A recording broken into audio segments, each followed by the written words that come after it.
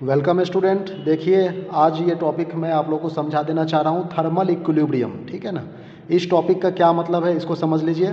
Thermal equilibrium कहने का क्या मतलब है, इसमें लिखा हुआ है two systems are in thermal equilibrium with each other if they have the same temperature. ठीक है ना।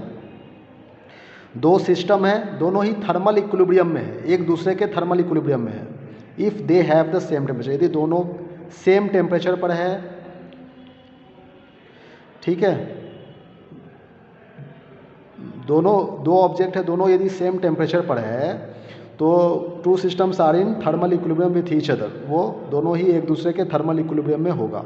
ठीक है। जैसे मान लो बॉडी ए है और बॉडी बी है, तो बॉडी ए का टेम्परेचर मान लीजिए 40 डिग्री सेल्सियस है और बॉडी बी का टेम्परेचर भी 40 डिग्री सेल्सियस है। ठीक है ना। तो दोनों बॉडी का सेम टेम्परेचर है, मतलब दोनों ही बॉडी एक दूसरे के थर्मल इक्विलिब्रियम में है।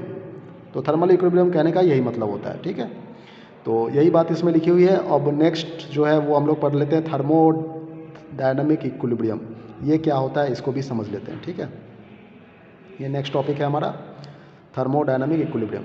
तो देखिए, थर्मोडायनामिक इक्विलिब्रियम में कह रहा है कि a system is said to be in state of thermodynamic equilibrium. ठीक है। If the macroscopic variables describing the thermodynamic states of the system do not changes with time. कहने का मतलब कि कोई भी बॉडी थर्मोडायनामिक इक्विलिब्रियम में कहलाएगा जब मैक्रोस्कोपिक वेरिएबल्स जो है, मैक्रोस्कोपिक वेरिएबल्स कहने का मतलब यहाँ पर प्रेशर, वॉल्यूम, टेम्परेचर से, ठीक है ना, ये सब मैक्रोस्कोपिक वेरिएबल्स में आते हैं।